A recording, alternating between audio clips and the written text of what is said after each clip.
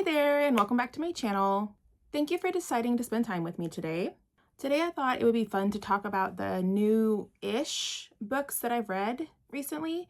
So when I say newish, I mean anything that's been published in the last 6 months. So 2 of the books that I read were published in October, I believe, and then one of them was published last month in January. The 3 books that I'm going to talk about today are going to be How to Lose a Guy in 10 Dates, Wild Dark Shore, and The Everlasting. I will say that How to Lose a Guy in 10 Dates was the most recently published one, so I'm going to talk about that one towards the end. I'm also trying my hand at a little B-roll today, so if it's good enough, then it may end up in making the cut. Please forgive me while I'm learning how to incorporate other videos into one. I know sometimes just sitting here and talking the whole time isn't the most exciting, and I would like to make it a little more dynamic, but this is what I know right now. So I'm gonna try to incorporate just a little bit of the B-roll, unless it was really bad, and then I won't, and maybe I should cut this whole part, but I probably won't. I just wanna make the videos enjoyable for you and for me. I want y'all to learn a little bit more about me and my life, and I thought cutting in some B-roll, even if it's just like me talking over the B-roll or something like that, would be fun for everybody. And with that, let's start talking about the books that I read. The first one that we're going to talk about is The Everlasting by Alix E Harrow. I gave this a 4.5 star when I read it because I felt that there were a little bit of pacing issues, but I also can't stop thinking about it, so it may end up as a 5 star. I always reserve the right to change my star ratings. So let's get into it. Our story focuses on 2 main characters. We have Una Everlasting, who is a knight called the Red Knight, or Una Everlasting, but in her time, she's called the Red Knight, and she fights for the Queen of the Dominion. Our other main character is Owen Mallory, and he is a history lecturer, and he has been obsessed with the Una Everlasting story tales since he was a child. Their stories take place about 1,000 years apart. We're introduced to Owen in little bite-sized parts of a chapter where we're talking about 3 distinct times in his life where he feels that Una has saved his life in some way. And then we get a little more backstory about who he is and how he came to be the man that he is today, based on those times that he felt like he was saved. I will say he is a man who is never fully accepted into the society that he lives in. They live in the Dominion, like that is the name of their land, but he was born and raised in Queenswald. And the reason that he's never really accepted by the people there is because he is of a different race, essentially. He is of hinterland descent, which, speaking of that, let me show you this cool map that's at the beginning. So here we have the Dominion, and then just across this little strait is the hinterlands. So they are 2 separate kingdoms. He grew up in Queenswald, but his people are originally from the hinterlands. And so characteristics that he has dark curly hair, he has dark eyes, his skin is always more golden than everybody else's, even in the winter time. And for whatever reason, the Dominion and the hinterlands seem always to be at war with each other, which is why he's never fully accepted where he lives, because he looks too much like the enemy that they are constantly at war with. It seems like every generation there is a war. So Owen's dad has been to war, but he was a deserter, and then Owen ends up going to war later.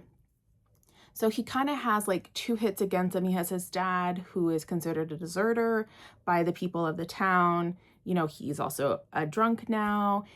He never has enough money for him and his son, and his son is also part hinterland. His dad came back from the war with Owen, and so we just are left to assume that his mother was a hinterland woman. We don't know any more about his mother than that.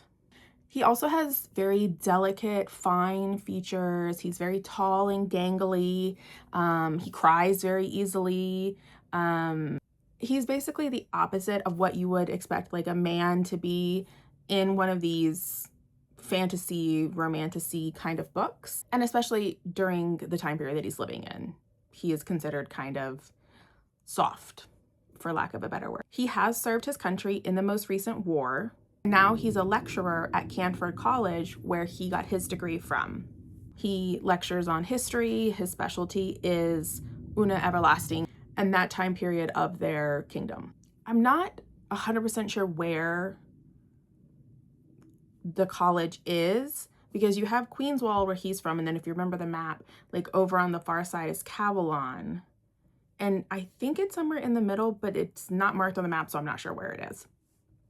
While he was on the front line, his throat was slit like almost completely like to his carotid artery. And so his voice ends up really high-pitched and squeaky at times because of the damage to his vocal box. I really liked how Harrow talked about PTSD.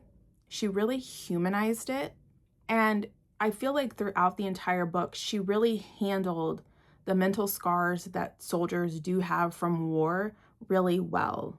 There was a lot of acceptance from both main characters because each of them, obviously, he was in war, which we find out at the beginning, and then Una's a knight, so clearly she's been to battle. So they both suffer from PTSD in different ways, and they are never anything but incredibly supportive of each other, and there's never any judgment, and it's never spoken down as if, like, you shouldn't feel this way.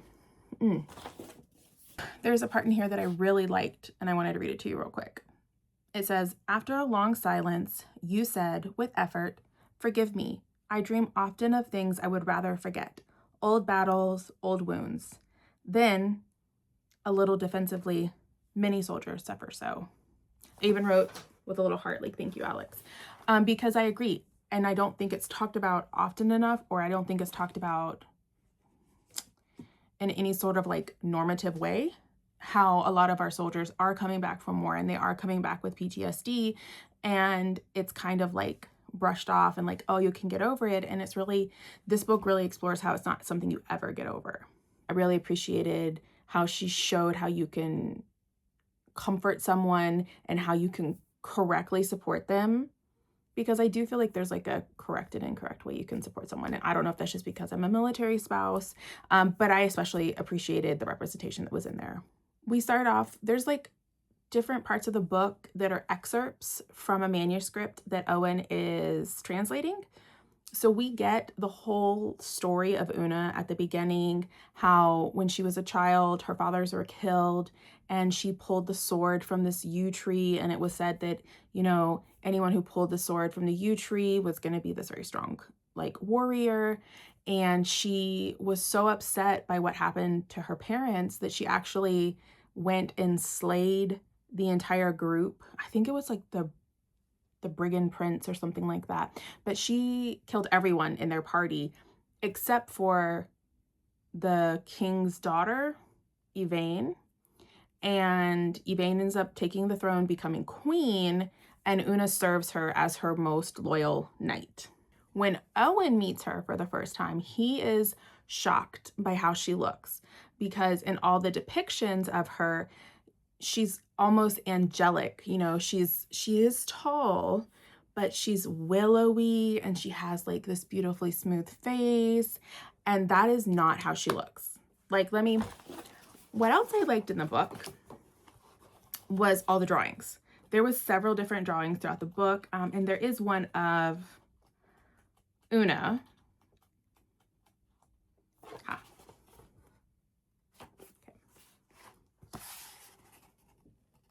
So this is what Una actually looks like. They always said that she had like very blonde hair, but actually it's completely white. He compared it to bone. And she has this really long jagged scar completely going over one eye. Her skin is pocked with like wind damage and just signs of aging. You know, we all have the furrows in our brow, and she has really deep brow furrows, and she is larger in scale than they showed her. You know, they shrunk her hips, and so she's much broader. She's just more than the books described. And you know what? he kind of dug it. He did. He thought she was magnificent. I think for him, seeing the real her made all the stories about her even more real, because she wasn't just some person like up on a high pedestal. Like, she was like this real person. I would say as much as Owen is not the stereotypical man, Una is not the stereotypical woman. Again, she is large. She is incredibly tall. She's actually taller than Owen. And it was said that he was very tall for a man. During this time, there was an expectation that women cared about their appearances, and she doesn't seem to care at all what people think of her, what they think of her, like, physically. She always is wearing her armor or pants, and that was very uncommon at the time. She was very unladylike in a lot of her behaviors. She had a deep, gruff voice. She was not a very, like, gentle person. I don't know how else to describe it.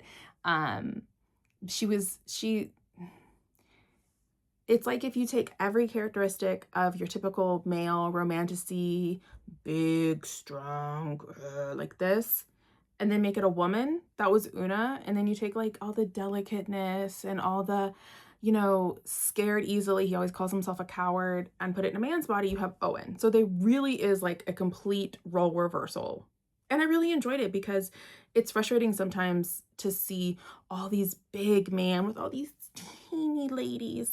And as someone who is not a teeny lady herself, well, that's incredibly frustrating.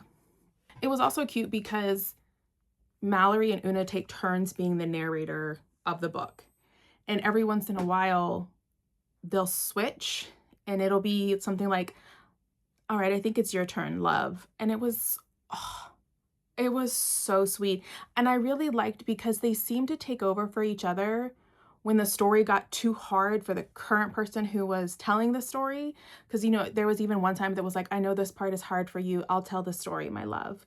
And so they really, beyond anything physical that they feel for each other, they have such a love for each other that she is very much touch him and die. Like, at one point, he made some comment about his physical appearance, and she wanted to find out who it was so she could go beat him up, because how dare anyone tell him that he wasn't anything but perfect. And it was just so sweet. It was so sweet. As their relationship kind of deepens, Owen always wants Una to understand that he doesn't want her beholden to him. He never wants her to feel like he owns her in any way. He wants her to do things for her, not because of her love for him. Because Queen Yvain always did what was good for her and never really cared about Una. And he never wanted her to feel that beholden to a person again. And we meet Una when she's on her last quest for the queen. She's on the quest to find the last dragon and the Holy Grail. I could seriously talk about this book all day long. I enjoyed it so much. There's so much going on. Like, I feel like there's so much I should tell you about this book, but then also you need to read this book. And it's only 300 pages. That was my problem. The pacing felt a little weird at times, because it felt like a 500-page book, but it was like 310 pages. And so I would be like, oh my gosh, so much has happened. And it's like, yeah, there's still 117 pages left. And I'm like, what else could happen? But it was incredibly wild. Let me give you like a quick basic plot of it real quick, and then we'll move on to the next book, because really I could talk about this all day long. Okay, so the basic plot is we have Owen, who is a historian from the future, and he is sent back in time by someone to make sure that Una completes her last quest. Because when we meet her, she's very depressed. She doesn't really want to do this last quest. She's kind of given up. And so he is there to make sure that she completes this final quest so that she can return the grail to the queen, because the queen is sick, and it's supposed to, heal the queen, and it will ensure that their kingdom's history follows course. But the only problem is that Owen knows that when she returns to the queen, her story ends in tragedy. He thinks that kind of sacrificing one person for the greater good is worth it. So he really encourages her to like go on this quest and finish it. And then they take it to the queen. And at the last minute, he's like, wait, you're gonna die, or like something like that. He was like, there's it's an ambush or something like that. And we find out that it's not ambushed by the queen, but we find out that there is an ambush and she is killed. And then he's pulled back to the future. And then he's sent back to do it again and again and again. And the problem with that is over time, they start retaining their memories of their previous encounters. And so does Una.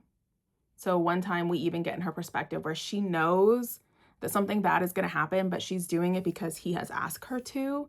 And so we get to see them start over a couple of times, but it's really the way she does time travel, I really liked. It wasn't just the same day, same boring, same. There was like a reason to it. There was an end goal to it. And it was really cool to me. I really like the role reversals. I like how he didn't go back in time to save her. You know, he wasn't trying to be the hero of the story. He wasn't trying to save her. He was trying to make sure that she was the hero of the story that she was supposed to be. Their love story is heartbreaking. They go through so much in this book. And again, it's only a 310-page book, and they go through so much. And I cried multiple times in this book. And even in the bedroom, there's some role reversals, you know, what you would expect in like a romance novel with men and women versus what you actually get. And I think that's great because I think people should be allowed to be exactly who they are. I just feel at the end of the day, people should be allowed to just be. And I think that Harrow did a really good job of trying to show people just being themselves and then being fully accepted as themselves. There was no judgment. There wasn't any reason to be shy about what you want or what you don't want because your partner, Una or Owen, depending on who we were talking about at the time, is going to accept you exactly as you are. So that is, wait a minute. What did I tag? What did I tag? Oh, there were a couple of interesting quotes. Actually, there was a lot of interesting quotes, but two in particular about history that I thought were kind of timely, and I wanted to share them with you. One was, and it was a real quick insert, and it says, "Perhaps there is no story we won't swallow as long as we've heard it before." So it's saying with history, if you've heard the story enough times, it becomes fact, even when perhaps it's not fact, which was very interesting. And then the other one says, "It's not a lesson until we learn it. It's not a story until we tell it. And every story serves someone.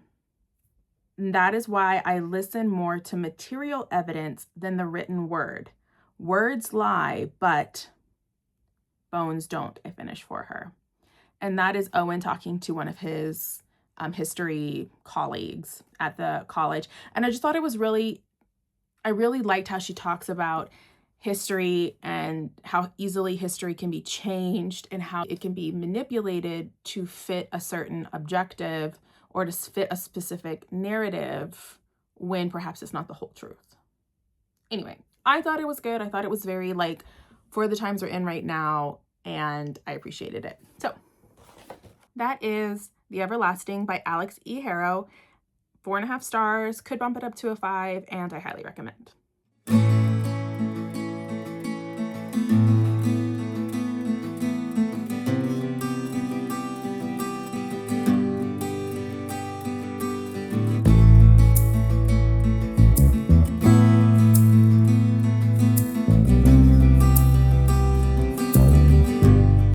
Hi again, sorry. I had to take a break and come back a different day, but we are going to get this done. The next book that I wanted to talk about was Wild Dark Shore by Charlotte McConaghy. This is the third book of McConaghy's that I've read. I've also read Once There Were Wolves and Migrations. Migration I liked more than Once There Were Wolves, and I do think I like this one better than Migrations, but only slightly. Only slightly. All three of her books focus on how humans are affecting our environment and our climate, and how in turn that damage to our climate is affecting the wildlife on Earth. I think all three of her books I ended up crying in. Although this one, I will say I cried probably the most in. Like, was ugly sobbing, had to go hide in our pantry while I was making dinner because I didn't want to scare my kids with how hard I was crying because my heart was breaking for everyone, kind of sobbing. You know, when you walk into a room and you're like, but like you have to silent scream while you're crying? Yeah, that was me cooking dinner last week. But it gets you. This book is about a woman who washes up on shore of this small island called Shearwater. It's very close to Antarctica, I believe. And there is a family. There's a dad with his 3 children. Dad is Dom. His oldest is his son, Raph. His middle child is his daughter, Finn. And then his youngest is his son, his second son, Orly. Orly is walking along the beach and sees someone washed up into the rocks near the island, because you have to think, like, you're in Antarctica. This isn't a sandy beach situation. This is a rocky beach situation.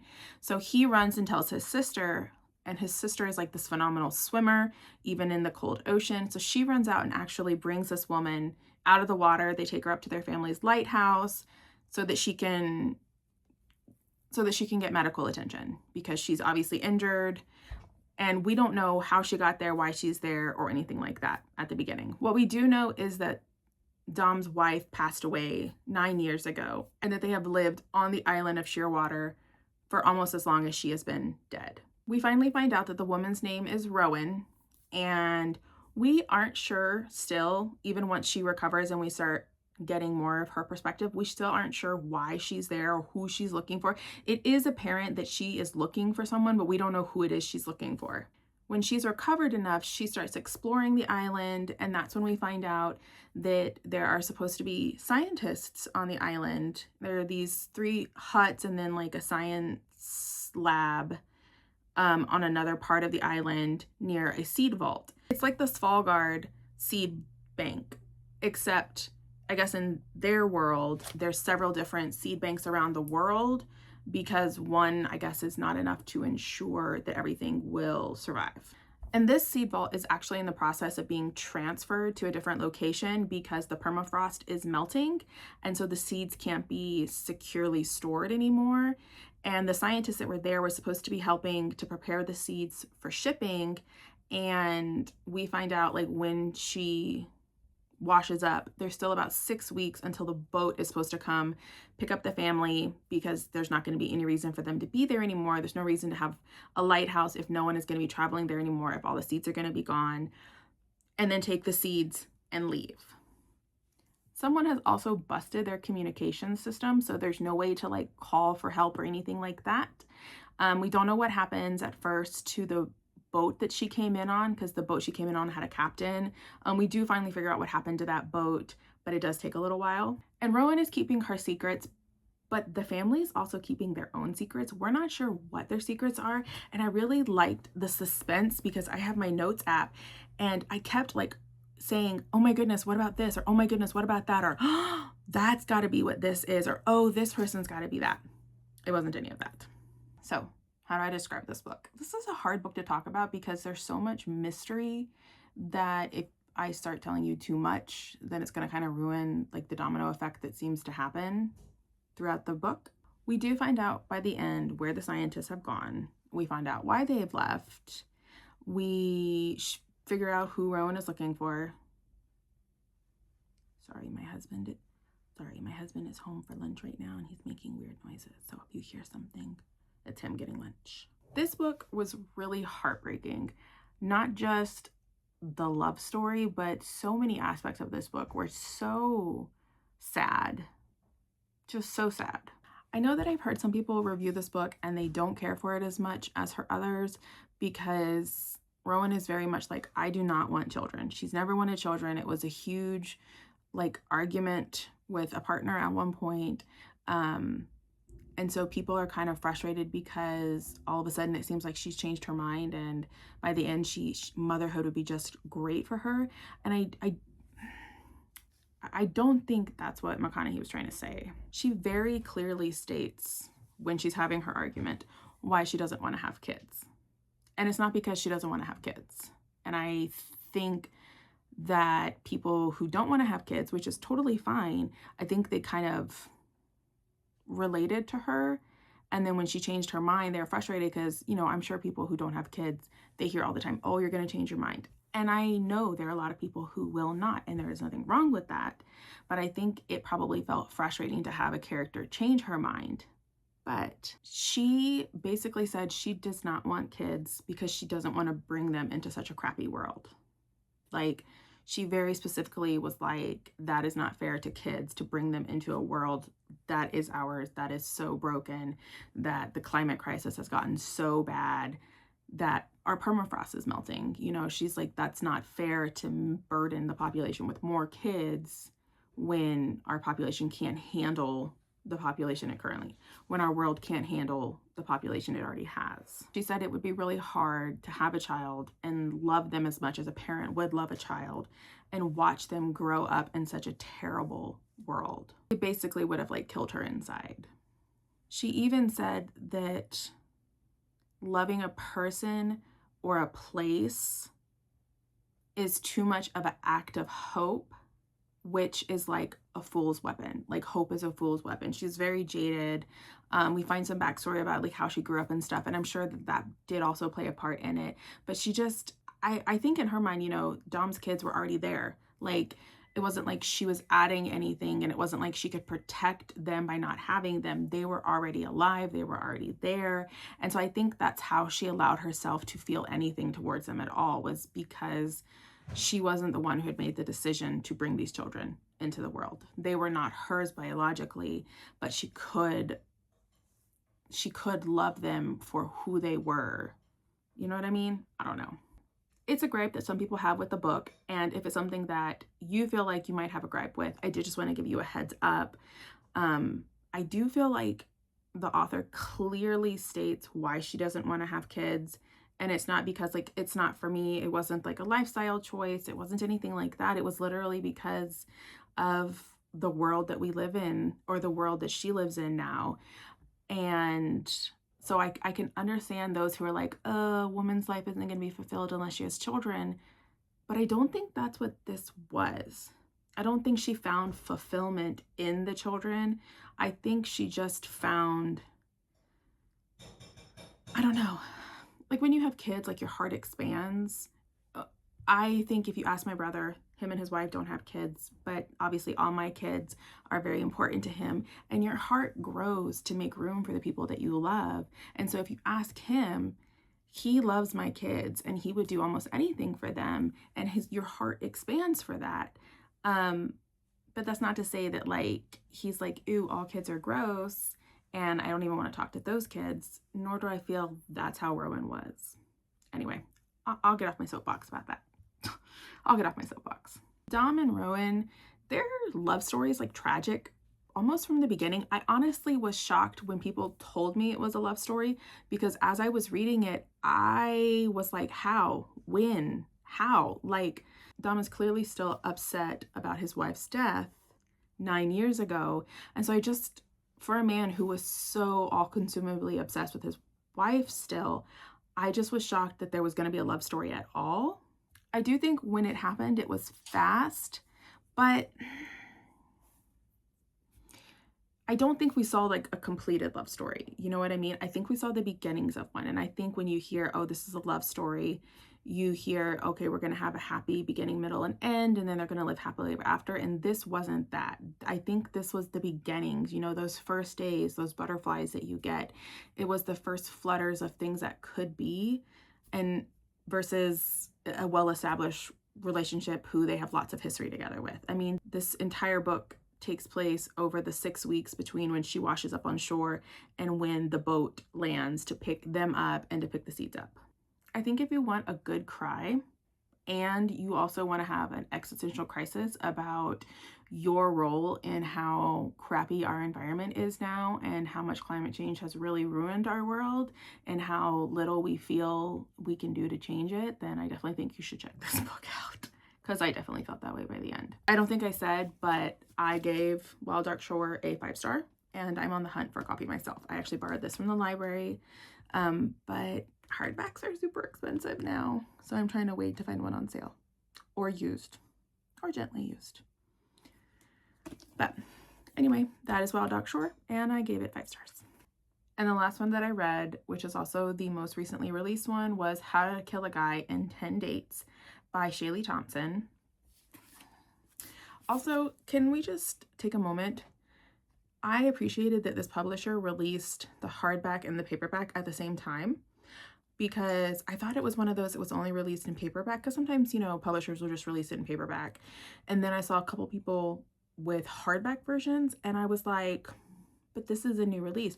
So I appreciate when publishing puts both of them out at the same time, because honestly, hardbacks are so incredibly expensive now. Like, on sale, they're $25 to $28, but some of them are as high as like $35, and I think that's insane, especially with the economy the way it is. So I appreciated that I found this one in paperback and that I had some points, so I was able to get it for even a little bit cheaper, because I love this book. I had borrowed it from the library and I needed a copy for myself. So let's get into it. This is for all my girlies who loved Scream when you were a teenager, and you also love rom-coms. The Marriage of the Two is this book. I thought it was neat that before the beginning of each chapter, she had like a famous movie quote from a romance movie, but she like turned it on its head to where it talked about murder. And that happened in all 39 chapters of the book. So she had 39 unique quotes that she twisted. And then the epilogue actually has a horror movie quote that she twisted into like a love quote. I thought it was so cool. There's a few of them that I wanted to share with you. The first one is, I've got a sneaky feeling that you'll find that blood actually is all around, not Love Actually. And they all say not this, not this, not this, which was just adorable. My favorite. I hate your big dumb hunting knife and the way you read my mind. I hate you so much, it makes me sick. It makes me commit a crime. Not 10 Things I Hate About You. Oh, so good. You have butchered me, body and soul. Not Pride and Prejudice. What I really want to do with my life, what I want to do for a living, is I want to murder your daughter. I'm good at it. Not Say Anything. Oh, they're just so good. There's so many good quotes. The plot of the book. Yes, the author wrote it really cool. So let's talk about what the book is actually about. So we have our main character, Jamie. Her and her friend, Laurie, best friends, besties, they live together as roommate.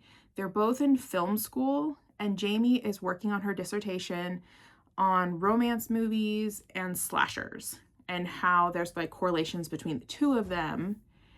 And then Laurie is working on a dissertation on documentaries. You have Jamie, you have Laurie. Laurie thinks that Jamie does not get out enough.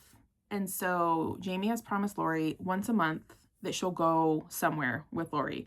Usually a social event. They're both single. So this month, Laurie wanted them to go to this speed dating. And Jamie was like, okay, that's fine. So they both all get dressed up nicely. They catch a cab, and the cab drops them off in front of this very shady looking warehouse. And it's almost like in a horror movie, right? It's kind of in a deserted area. There's not many people around it. You just have like this big warehouse, and it says serendipity on the front, and that's the only indication that they're actually in the right place. And then they do what you do in a horror movie, and you're like, okay, let's go check it out. So they go inside, and the whole place is like red. Like everything is decorated in red. So like it's like the inside of a heart red. The walls, the ceiling, the floors, everything is red for the speed dating event. The girls even commented like, wow, this feels like overkill to have this much red. They made a comparison to like Moulin Rouge. Like it was dramatic. So the girls check in with the lady at the front, like in the coat check area, and they have to give her their cell phones because it's supposed to be like, you know, connection free so you can make connections kind of thing. And the girls go mingle with the other girls for a few minutes before they all sit down and begin the speed dating with the boys. In a nutshell, that's what happens. Jamie has her first few dates and she's kind of like, okay. And then she has date number 4, and that's when she meets John. And John is just her type. He is kind of bookish. He kind of looks like he's compared at one point to like someone you would find in a lecture hall, like a teacher. So he's very nice looking and is just her type. And, you know, she's all like, oh, I'm definitely gonna like, definitely a yes for me. John was nerdy but cute, and she has chemistry with him. Then date number 5 sits down, who is the exact opposite of her taste. He's like this big gym bro looking dude, lots of muscles, and he's got this tattoo like peeking out of his shirt. And she's like, I didn't really like tattoos, but maybe I do. Because she is immediately like down bad for this guy. She thinks he is hot. She does. She actually at one point compared him to like Marvel movie guys, like that level of physique. Like she was really, and she was shocked because I guess she doesn't normally go for like big muscly guys. And so she was so shocked that her like reaction was like, oh, yes, please. Yes, please. She kind of fumbles Wes's date. She starts talking about like horror movies and murders and how to survive murders. And he's like, has no idea what to say to her to that. And then the date ends and she's kind of like, well, I blew it with him. She gets to date number 9 and he is a tool. He is rude. He keeps telling her that she needs to smile and that her dress would look better on the floor. You know, one of those creepy guys. And then the lights go out. And then they come back on and like the timer goes off and he's supposed to move to the next table. And she's like, why are you being such a creep? Like, leave. And then all of a sudden she sees the blood coming out of his neck because someone has slashed his throat. And then the lights go off again. They don't know who it is, but everyone kind of assumes it has to be someone there because it is such an isolated place that really who else could it be? They even use like ways to survive a horror movie as their rules for surviving this massacre. And is it cheesy? Yes. Do you have to suspend your disbelief at times? Yes. Did I absolutely love this book? Give it 5 stars? Also, yes, because it spoke to the teenager in me who watched Scream, who watched all these romantic movies that they were talking about, and just, it was so neat to see how Thompson put them together in a book. Jamie and Laurie even have nicknames for each other. They call each other baby girl, which was just iconic. Just iconic. The rest of the book, they're trying to stay alive, trying not to get killed by the killer. You know, they even, one of the rules of surviving is, you know, you have to be a virgin. So even though they're like, who would want to have sex in the middle of all of this, she's like reminding people like, do not do it because then you'll be dead afterwards. Which was, I mean, it was funny because you're like, who's gonna do it right now? And then later on you're like, oh, those people would. Got you. There was a twist to the killer. I got it partly right, but there was a twist to it that I did not see at all, which I should have because I've seen enough scary movies, but I didn't. That was silly on my part. And it was fun watching Jamie catch feelings for these guys, but not be sure that one of them wasn't the killer. You know, she really liked both of them. She had chemistry with both of them, but she was so hesitant at times to get close to them. But then you see her getting close to them and you're like, girl, you do not know that he is not the killer. What are you doing? But it was so entertaining that you couldn't help. It's like that train wreck you can't look away from, but like in the best way possible. I flew through this book. I read it so fast. I had so much fun with it. It is one that I will reread again because I think there are things that you missed the first time that you may not miss the second time. Or you know how you watch movies and then you're like, oh my gosh, I have to watch that again because I know that I'm going to see things before that I didn't. And I think if I went back and read it again, that would probably happen to me. You know what I mean? Objectively, this movie is probably closer to like a 4.5 because there was times you really had to like suspend your disbelief because it was so incredibly cheesy. But I love how hard Thompson leaned in to the tropes of those scary movies, to the tropes of those romantic movies. And you know, going in, she tells you going in exactly what you're going to get, and you get exactly what she tells you you're going to get. And I loved it for that. And that was How to Kill a Guy in 10 Dates by Shaliee Thompson. I highly recommend it. Like I said, if you are a millennial like myself, and you grew up watching the Scream movies, if you grew up watching, you know, Texas Chainsaw Massacre or Saw or Bridget Jones' Diary or Notting Hill or 10 Things I Hate About You, and you loved them, check this out. Like, it's gonna speak to that teenager inside of you, I promise. So I ended this video with 2 5 stars and a 4.5, which honestly, what an amazing reading week. What more could you ask for? I couldn't have asked for a better reading week. I hope that you are going to pick up one of these books. If you are, let me know which one you're going to pick up, because I can't wait to talk to y'all about it, because I just want to talk about these books. I think all of these would make really good book club books. Honestly, the How to Lose a Guy in 10 Dates would be just so nostalgic, but The Everlasting, Wild Dark Shore, they both have things that you could just really dig into a book club with. So read it by yourself, read it with your book club. I highly recommend them. I hope that you have an amazing rest of your day, and thank you for hanging out with me, and I hope to see you next time. Bye. No, I don't think that matters. It doesn't matter who cuts his throat. Their periods. What is that? That doesn't sound great. I can do this. Book, go. Shar? That's not how you say shore. Who washes.